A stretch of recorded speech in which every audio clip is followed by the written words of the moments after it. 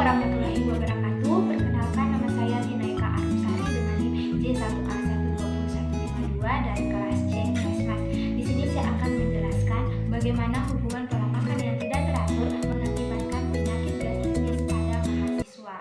Baik, untuk judul penelitian kali ini yaitu mengenai hubungan pola makan yang tidak teratur mengakibatkan penyakit gastritis pada mahasiswa. Yang pertama itu menentukan prioritas. Gastritis adalah suatu peradangan mukosa lambung yang bersifat akut dan kronik. Gastritis dapat mengakibatkan pembekakan pada mukosa lambung sampai terlepasnya lapisan mukosa lambung yang akan menimbulkan proses inflamasi. Gastritis memiliki gejala seperti kembung, sering bersendawa, mual dan muntah, tidak nafsu makan dan nyeri pada ulu hati. Menurut WHO pada tahun 2012, kematian di dunia pada rawat inap akibat gastritis yaitu dengan persentasi 17-21% dan di Indonesia kejadian gastritis mencapai 4,8%. Berdasarkan data WHO tersebut, maka masalah kesehatan penyakit gastritis merupakan salah satu prioritas masalah kesehatan yang perlu diperhatikan. Yang kedua yaitu menentukan identifikasi masalah, di mana kali ini saya mengidentifikasi mengenai penyakit gastritis atau penyakit MA pada 5 orang mahasiswa penderita gastritis. Hal ini ditandai dengan para penderita yang memiliki gejala seperti kembung, sering bersendawa, mual dan muntah, di mana kelima responden tersebut bertempat tinggal pada Kelurahan Lalora, Kecamatan Kambu, Lorong Kawat, Kota Kendari, Provinsi Sulawesi Tenggara.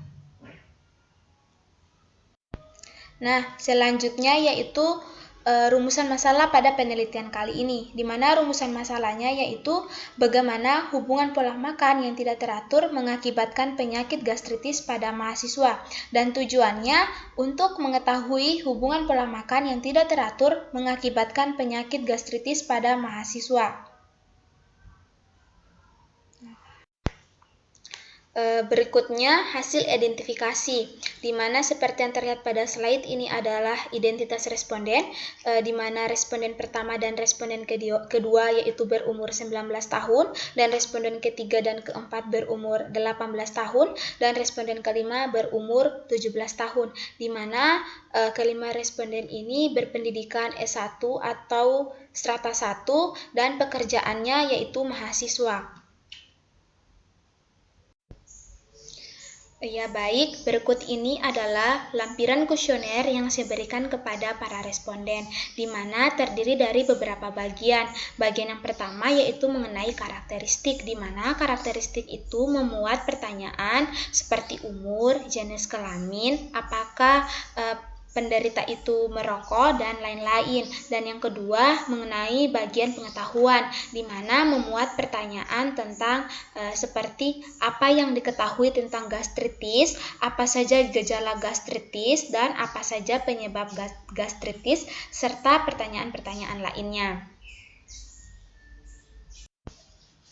Dan bagian yang ketiga yaitu bagian sikap, di mana bagian sikap ini memuat beberapa pertanyaan. Di antaranya, apakah makan tepat waktu dapat mencegah gastritis? Yang kedua, tidak merokok dapat mencegah terkena penyakit gastritis. Dan yang ketiga, mengurangi makanan pedas dapat mencegah iritasi lambung, dan masih banyak pertanyaan lainnya. Berikut ini adalah tabel yang menunjukkan jawaban responden berdasarkan kuesioner yang telah mereka isi.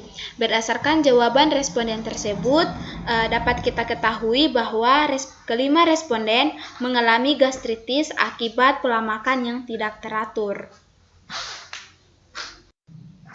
Selanjutnya, melakukan intervensi. Seperti yang terlihat pada gambar, Ini adalah bentuk intervensi yang dilakukan, yaitu melalui edukasi langsung bahwa kejadian penyakit gastritis disebabkan karena pola makan yang tidak teratur. Pola makan yang tidak teratur menyebabkan asam lambung menjadi sensitif. Bila asam lambung meningkat, produksi HCl asam lambung yang berlebihan dapat menyebabkan terjadinya gesekan pada dinding lambung dan usus halus, sehingga timbul rasa nyeri yang disebut tukak lambung. Gesekan akan lebih parah kalau lambung dalam keadaan kosong akibat makan tidak teratur yang pada akhirnya akan mengakibatkan perdarahan pada lambung. Oleh karena itu, ada beberapa upaya yang perlu dilakukan untuk mencegah gastritis. Yang pertama, minum obat NSAID sesuai anjuran dokter. Yang kedua, hindari infeksi bakteri H. pylori. Dan yang ketiga, kurangi konsumsi alkohol. Dan yang keempat, berhenti merokok. Ada beberapa pencegahan gastritis yang dilakukan agar gejala tidak kambuh. Yang pertama, perbaiki pola makan. Yang kedua, kurangi stres. Dan yang ketiga, ikuti pengobatan dokter dengan baik atau pencegahan gastritis yang utama.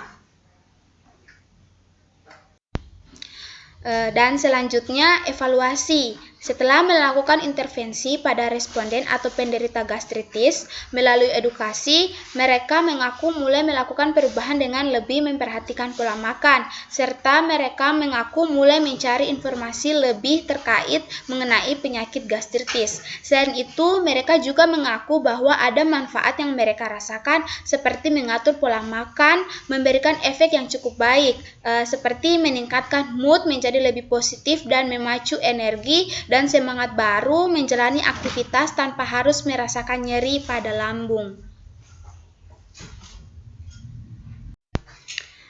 Sekian pemaparan materi dari saya. Apabila ada salah-salah kata, mohon dimaafkan. Wassalamualaikum warahmatullahi wabarakatuh.